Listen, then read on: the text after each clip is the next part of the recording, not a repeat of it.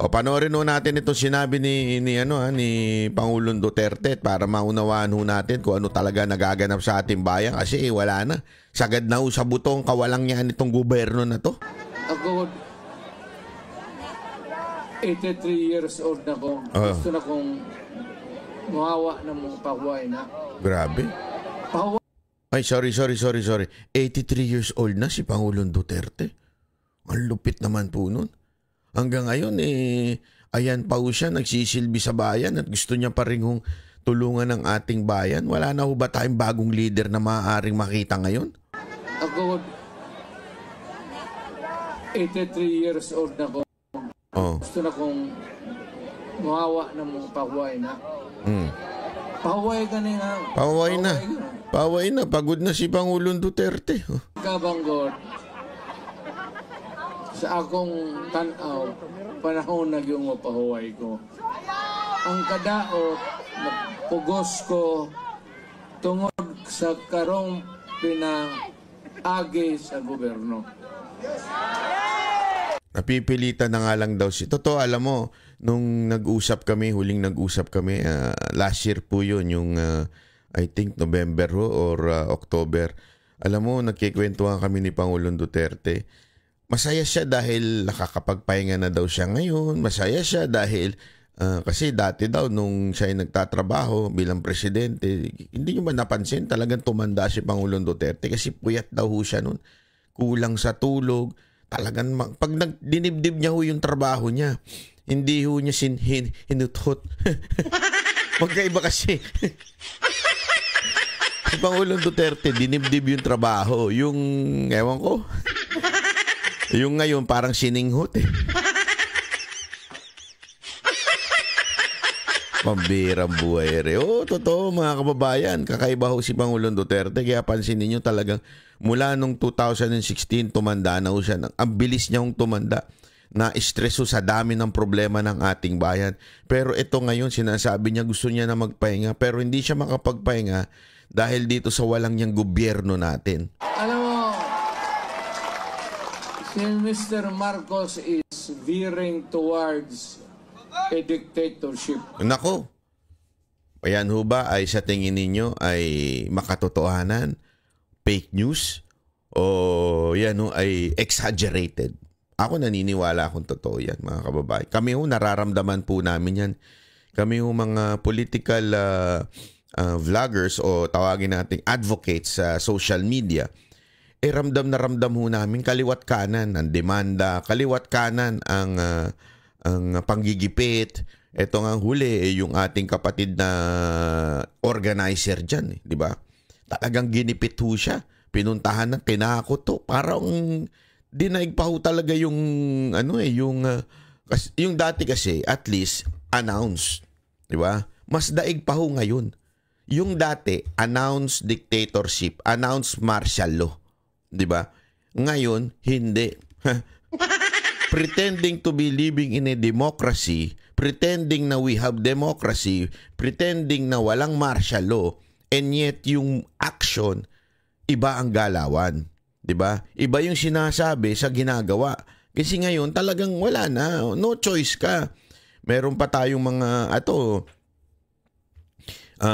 kinuwento nga sa akin nung nakaraang nakausap ko yung ilang mga vloggers, iba ho sa kanila, tinawagan na ho ng AMLAC, tinawagan na ho ng kung ano-ano, para ho talaga gipitin. Sabi ko, sandali. Pera namin to animal kayo.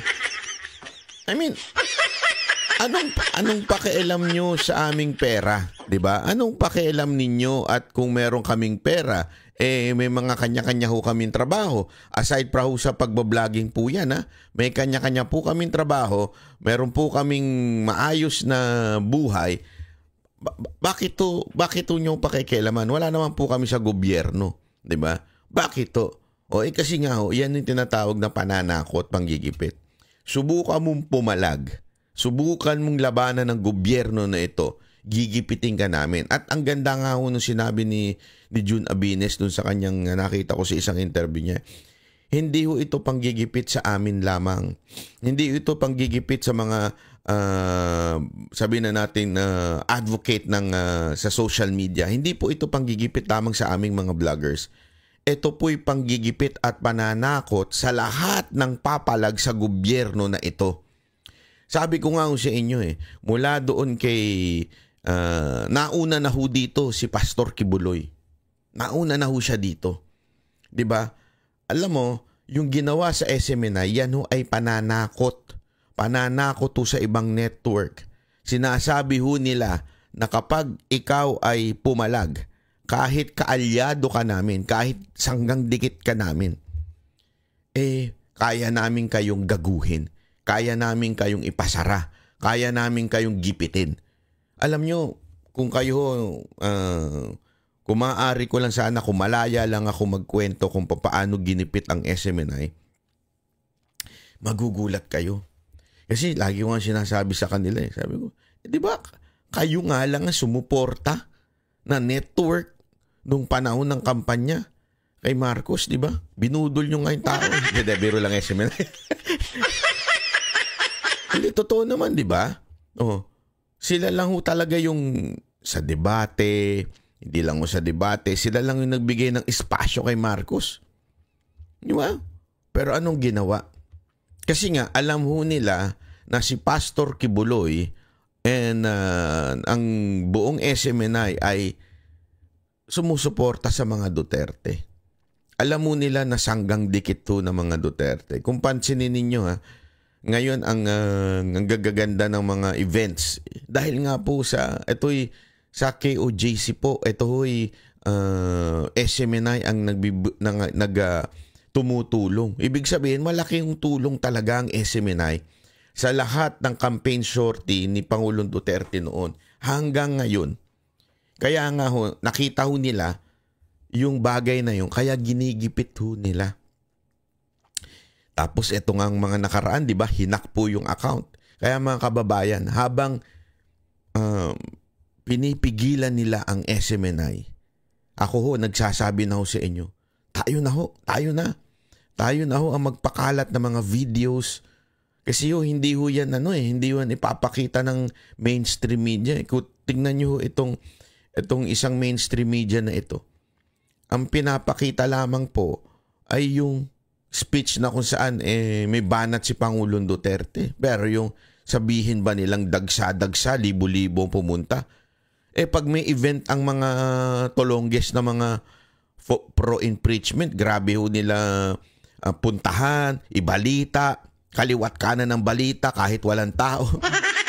Diba? Totoo naman Pero yung mga ganito, hindi ho nila ibabalita ho ito kahit punong-punuan tao. Ang ibabalita na lang nila kung ano yung magandang ipaumpog sa Marcos para may balita ho sila. At ito nga ho yun, yung sinasabi ni Pangulong Duterte na saan talaga namang may dictatorship nang nagaganap ngayon.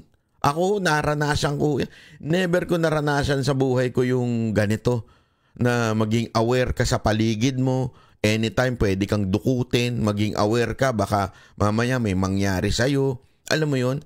Tapos tinatawanan nga ako dati nila Dada kasi napapraning daw ako. Tapos sabi ko ngayon, praning pa ba ako?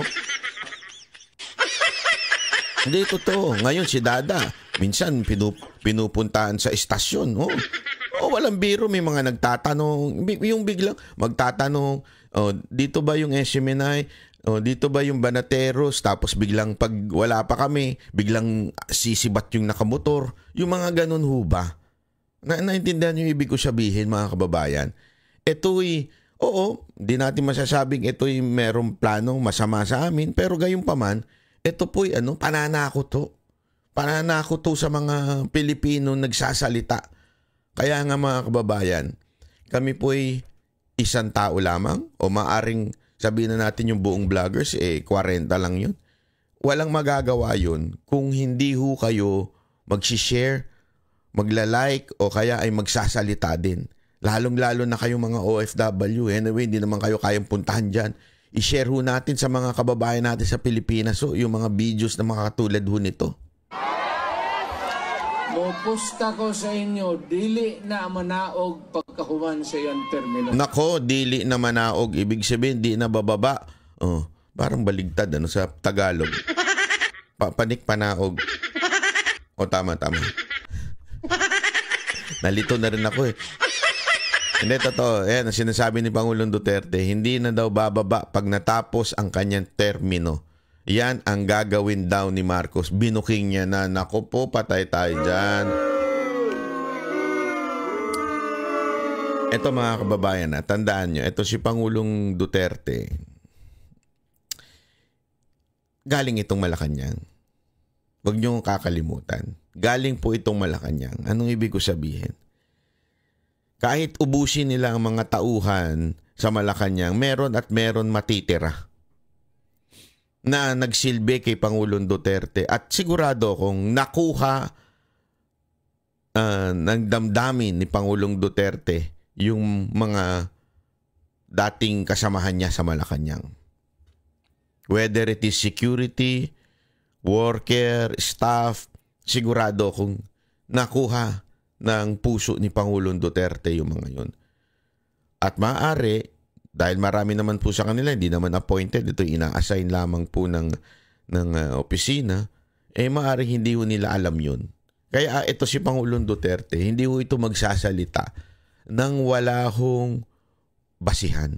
Hindi ho ito magsasalita nang wala hong alam.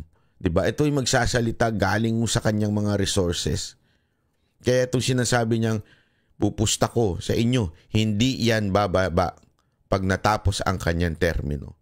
Yan po ang matinding revelasyon ni Pangulong Duterte. Pero nakakalungkot dahil etong ang 6 na taon, ang tagal-tagal di ba? Marami ho sa atin naiinip na. Gusto na talagang matapos itong administrasyon na yun. Bakit? Ubus na pera. Ang tindi ng pagnanakaw ng mga congressman natin, di ba? Ang tindi ng pagpigil ng freedom of speech, di ba? Lahat 'to ginawa na ng gobyernong ito, pang-aabuso, kaliwat kanan ang mantakin mo kahit to yung ilang nating mga kapulisan naiinis na. Bakit? Ang dami na daw sa akin, kwento sa akin. Irregularidad na ginagawa sa loob ng PNP to the point na marami daw po ang parang nagtataka bakit ganun. Sabi ko, wala tayong magagawa. Tiisin nyo na lang yan. Ginusto ninyo yan.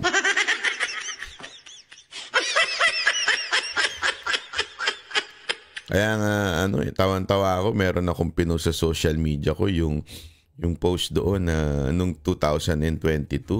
Diba, may post yung isang doon. Heart para kay ganito, kay Marcos. Ganito, like para kay ganito. Tapos nakita ko. Tapos, nung tinignan ko, ang dami nag-heart nun kay Marcos. Kung sinong gusto nilang presidente, di ba? Tapos, nung pagtingin ko, tinignan ko, sino kaya ito? Ang unang lalabas doon sa mga emoticon na yun ay yung mga kaibigan mo. Kung ano yung kanilang pinindot. Tawan-tawa ako doon sa mga kaibigan kong pumindot na nag-Marcos.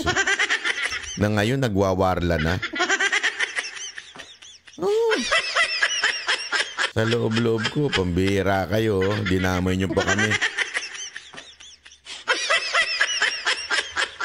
Kaya tuloy, lahat tayo napahamak. Pero ito ay wala ho namang sisihan. Hindi ho na tayo naninisi dito. Ang sinasabi ko lamang po mga kababayan, nangyari na ang dapat mangyari. Ngayon, natatagalan na tayo sobra. Wala pa hong kalahati nung last year, natatagalan na ho tayo sobra, di ba? Ngayon pa lang parating yung kalahati, grabe ho, ang tagal-tagal na. Kasi nga ho, nabudol ho tayo ng gobyernong ito. Nabudol ho tayo ni Marcos, di ba? Yan ho ang ating sinasabi. Bawi na lang ho tayo, mga kababayan. Again, sinasabi ko nga ho sa inyo, kami ho yung mga yung boses namin, hindi naman ganun kalakas. Kung hindi kayo magla-like, mag-share, kung hindi nyo ihahatid ito sa taong bayan, sayang ho ang aming pagbablog. Kung kami ho ay pinipigilan na ngayon, mas lalo pa nating paigtingin, mas lalo pa po nating painitin yung pagiging aktibo natin sa social media na i-share yung mga videos. Maraming salamat po sa mga nagme-message at matagal na daw subscriber na nanonood. Ipagpatuloy lamang po natin ito, ipasaw natin sa mga kababayan natin. Ako ngayon pag may nakakausap ako, hindi ito walang biro ito Ako yung nangangampanya ng simple lang. Alam mo, may mga kaibigan ka na walang alam sa politika. Hindi nila alam kung ano yung nangyayari. Ikikwento ko ngayon sa kanila.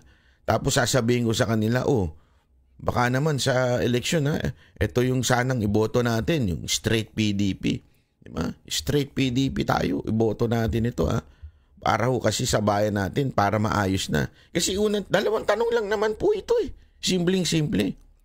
Mas maayos ba ang buhay mo ngayon pagdating sa paggastos, pagkain, bilihin? Kung mas maayos, sige, boto mo si Marcos. Pangalawa, boto mo yung senador niya. Diba? Pangalawa, kung mas feel safe ka ngayon, iboto mo uli yung mga senador niya. Diba? Pero kung yung dalawang tanong na yan, ang sagot mo ay hindi. Mas malala ngayon, mas mahal ang bilihin ngayon, mas matindi ang gastusin ngayon, mas mahirap ang buhay ngayon. Tapos pangalawa, mas magulo ngayon, mas dangerous ngayon. Aba mga kababayan, kung yung dalawang simpleng tanong na yan, yan ay nagpapahiwatig lamang ng iboto mo na, ibahin mo na ang boto mo. Ibalik na natin yung dati. Diba? Ibalik na natin yung nag-ayos dito sa dalawang bagay na to. Diba ho? Kaya sinasabi ko sa kanila, mga kababayan, straight tayo PDP straight natin ito para talaga maibalik ho natin ang Pangulong Duterte. Kasi pag hindi ho natin in-straight to, sinasabi nga ho, paulit-ulit yun sa speech, siguradong tatanggalin si VP Sara Duterte. Nung mga senador na uupo, yung mga mananalo, siyempre, may utang na loob sila kay Marcos May utang na loob sila kay Marcos. Lahat ng resources sa kampanya nila galing kay Marcos. Isang sabi lang ni Marcos, tanggalin na yan. O isang sabi lang ni Romualdez, tanggalin na yan si Sara Duterte. Tanggal yan. Sigurado, mai-impeach si VP Sara Duterte. At pag na-impeach si VP Sara Duterte, wala na. Tapos na. Finish na. Finish na ho. Finish na. As in letter P, sabi nga ni Dan Fernandez. Finish na. Bakit? Dire-diretso na ho yan. Marcos, Romualdez. Magpapalitan na lang ho yan ang kaniyan. Wala pa hong masasabi nating politiko na maaring magpataob sa kanila kung hindi si VP Sara Duterte. Kaya yun ang kanilang main target. Impeach VP Sara Duterte. Paano mangyayari? Pag nanalo ang mga Marcos senators. O yung sinasabi nga nilang Team Coke. Mahilig sa soft drinks. Bakit? Coca-Cola mahilig sa soft drinks. So, kayo na hong bahala kung Team Suka o Team Coke. Di ba? Kung gusto nyong maibalik ang mga Duterte para maayos uli ang bayan natin, ano na tayo? Talagang straight PDP na ho tayo. Wag na ho tayong bibitaw. Lahat to, iboto na natin. Di ba? Yun lang ho yun. Pareha na sa iyang tatay magkagobot na punta. Because ang iyang buhat noon, mag-declare na po martial law. Ito sa iyang papa. Pag martial law, why election, siya na po imuilit. Iyang gamiton tong gibuhat sa iyang tatay. Hindi na po siya gid kakanaog. Maglisod na siya. Pero munang kamo makatilaw yun o gubot. Yun so yun na nga ho ang sinasabi ni Pangulong Duterte. At meron nung sagot ho ang balalay ni Marcos. Bakit sagot ni balalay ni Marcos? Kasi hindi si Marcos ang sumasagot. Ewan ko, siguro puyat, baka puyat. Baka tulog pa, hindi natin alam. Ang bilis agad-agad kanina sumagot na ho kaagad yung kanyang balalay. Ito ang sagot po ng Malacanang, True Philippine News Agency. Sabi dito, Malacanang on Sunday, February 23, calls out former President Rodrigo Duterte for claiming that the President Marcos is veering towards a dictatorship. E.S. Bersamin said, naku, grabe, doon pa lang, patay na. Ang tagapagtanggol ni Marcos.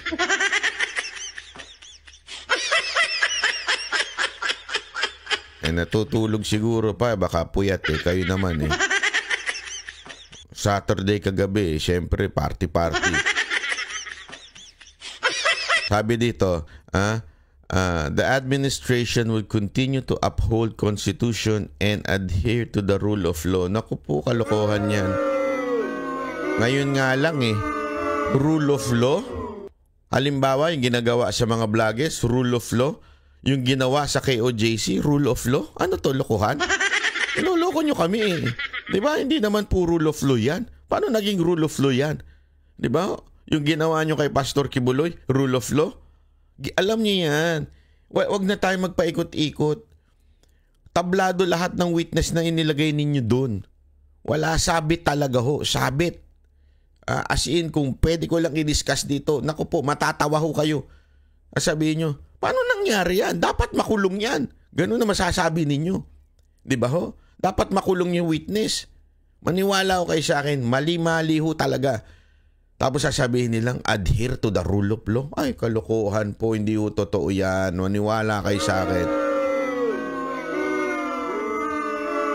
Sabi ni Bersamin, we treat the former president baseless, ridiculous statement the same way that Filipino are dismissive of them. Wow!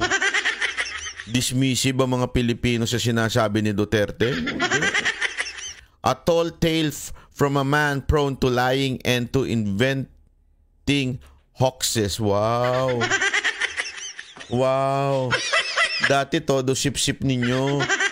Wow! Dati todo-todo ang ininyong pag-admire kay Pangulong Duterte. Ngayon, lying na at saka inventing hoaxes na. Anong inimbento niya? Sige nga ho, kayo nga ho. Yung nako, hindi to, yung walang invento dyan. May proof po si Pangulong Duterte dyan. Napakarami hong nagsasabi. Panahon pa lang daw nung mayor. Kinikwento sa akin to ni Pangulong Duterte. Panahon pa lang daw na mayor si Pangulong Duterte, no. Nagpupunta na sila doon sa dagat. Doon sila Ewan ko. Oo, kinikwento niya ho yan. Kaya alam niya ho yan. The hoax is another budol emerging from one-man fake news factory. Wow, ikaw po ang sir, kayo po ang budol. Huwag na ho tayo maglokohan. Kayo po ang budol. Ito na lang ho eh. Asa na ho yung 20 pesos na kilo ng bigas. Yan ang budol. Huwag na ho tayo maglokohan. Yan ang budol. 20 kilos na bigas. Asa na po? Wala. Budol. Yung lahat ng sinasabi ninyong food security, tandang-tanda ko yan, yan yung pangako ninyo eh. Food security, asa na yon? Wala. Budol, di ba? Yan ang totoo. Kasi isipin mo na lang ito mga kababayan. Sige, tanungin ko sa inyo. Yung sinasabi ng administrasyon na to na food security, sige nga ho. Tayo ho ba ay may sapat na pagkain sa pagkainan? Hindi ho ba tayo nahihirapan na bumili ng pagkain? Kayo hong sumagot. Sino ang budol? Si Duterte o itong tao na itong si Bersamin? Sige nga ho. Kayo hong sumagot. 20 pesos na po ba yung bigas? O 20 pesos kada kamatis na maliit? Kayo hong sumagot. Meron na ho ba tayong food security? O ma-asenso po ba yung bill tumutuloy-tuloy? Di ba ang dami yung tinigil? Yung mga pinangako ninyong supposedly kaayusan pagdating sa kalusugan, siniro nyo nga yung PhilHealth. So binudol nyo mga Pilipino. Tapos sasabihin nyo si Duterte pa ang budol. Ang baduy ninyo ha.